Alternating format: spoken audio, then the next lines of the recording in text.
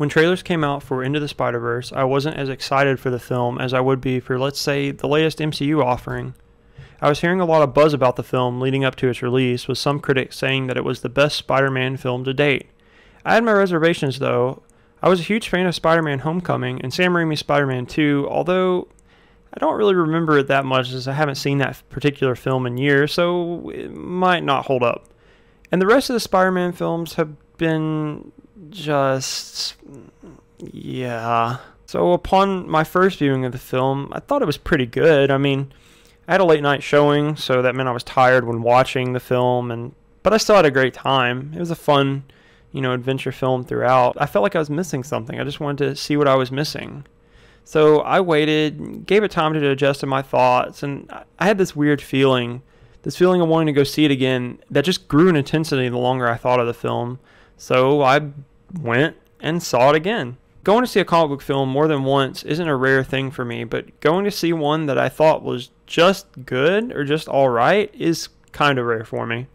I sat down upon second viewing of the film, and after the opening credits rolled, I just absolutely fell in love with it. The second viewing has propelled Into the Spider-Verse as one of my favorite films of 2018. Spoilers, I guess, for Into the Spider-Verse. So, the film synopsis is as follows. Bitten by a radioactive spider in the subway, Brooklyn teenager Miles Morales suddenly develops mysterious powers that transform him into the one and only Spider-Man. When he meets Peter Parker, he soon realizes that there are many others who share his special high-flying talents.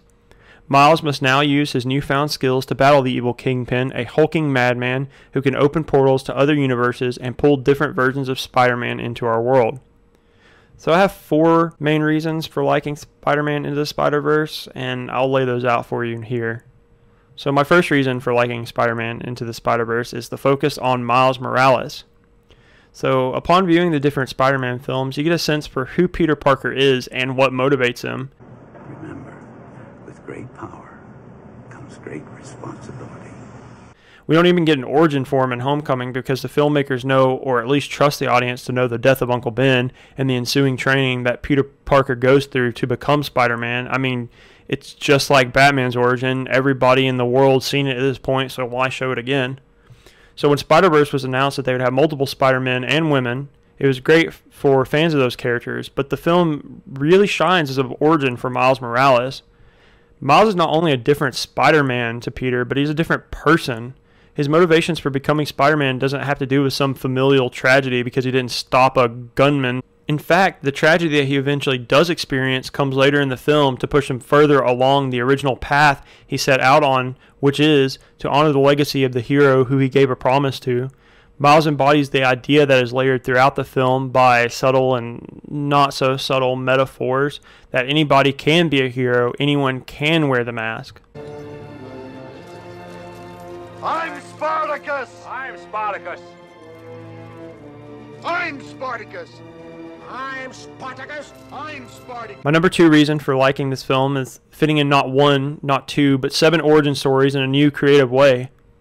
When introducing new Spider people, the film cuts away from meeting a new character to a narration over a comic book cover that then leads into a montage which sums up everything you need to know about the characters in a minute or less. I thought that was absolutely genius.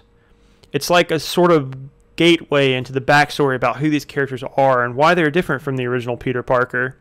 Each Spider-Person in the film has gone through tragedy of one thing or the other, and each one is inherently different from the last. In fact, the characters themselves reference that each Spider-Person has gone through different tragedies, and that it makes them a better hero. My 2 favorite Spider people in the entire film are Spider-Man Noir, voiced by Nicolas Cage, and Penny Parker, the Japanese mecha Spider-Person, because I absolutely love her characterization and aesthetics, and I also love anime. The origins are done in each individual character's unique animation style, which beautifully shows the difference in them, and brings me to my third point. The film feels like an amalgamation of different comic books and art styles. This point's pretty self-explanatory, but I will try to dive a little bit deeper than just the origins.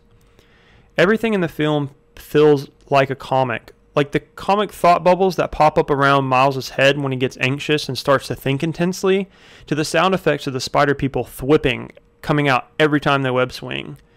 The animation itself has a sort of shuddering effect to it, which makes it feel like you are watching a film on older comic stock. At first, I didn't like this new effect, as it felt kind of weird, different, and unusual, but when watching it a second viewing, it really lends itself to the whole aesthetic. Even the intro has the old logo telling us the film was approved by the Comics Code Authority. The movement of the characters in action scenes, the fluidity of motion, the sound effects, and even the way the scenes are structured are deeply rooted in the film's comic book aesthetics choice, and it works extremely well. It's the first comic book film that actually feels and looks like a comic book. My number 4 reason is the heart. This one's pretty self-explanatory too, but when you say heart, a lot of people are wondering what you mean. So I'll try and explain it in this segment. So unlike many comic book movies, this movie loves its origins. It pays homage not only to the medium as a whole, but also to the creators behind the scenes that created these characters in the first place. There's a scene in which Miles is flipping through his phone and he looks at the creators that created him, Brian Michael Bendis. The film doesn't try for gritty realism or to even explain some of the more fantastical elements, but instead it lets them flourish with style. Some comic book films feel like you need to explain everything away, and this is why scientifically this happens, but in this it's no, there's a giant collider that Kingpin is making to try and save someone that he loves and bring them into his universe so that he can be with them again, and it doesn't try to explain the collider. It's just, hey, this is a machine that pulls people from different dimensions, deal with it. Honestly, it lets the more fantastical elements of the film flourish with style. You know, I feel like the creators of this film actually loved it. I feel like they had fun, and I feel like that love can be seen in all the minute details, such as the writing, the acting, and the animation, and they're absolutely lovely all the way throughout, and they're executed extremely well. So sub point. I didn't feel like this needed a 5th point, but I can't finish this review without at least mentioning the villains. The villains of this film are the Sinister Six, consisting of Kingpin, Green Goblin, Dr. Octopus, Tombstone, the Prowler, and Scorpion. Now, it's never stated that they're actually the Sinister Six, but there's 6 of them, and I feel like that's not really that much of a coincidence. Each one of the villains is a little different than what we are used to or what we've seen or read or anything like that, and it was really refreshing to see a Spider-Man film with multiple bad guys that actually pulled it off. I'm looking at you, Spider-Man 3, and The Amazing Spider-Man 2.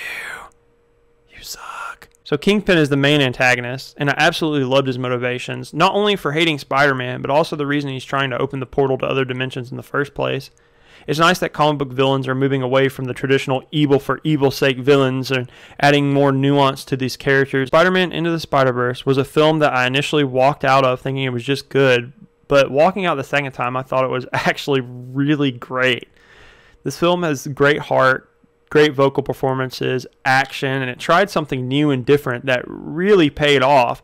It's a little jarring at first, but if you can get past that, it's very experimental and very well done. Into the Spider-Verse isn't necessarily my favorite film of 2018, but it's definitely in my top 3 films, and it's definitely my favorite Spider-Man film. Hey everyone, thanks for watching. If you like this video, call to action. I mean, why don't you go ahead and subscribe, and if you want, I have a Patreon, so go ahead and support me on there, or I don't know, like, go hug a loved one or something. Just be nice to each other, love each other, and just have a great time.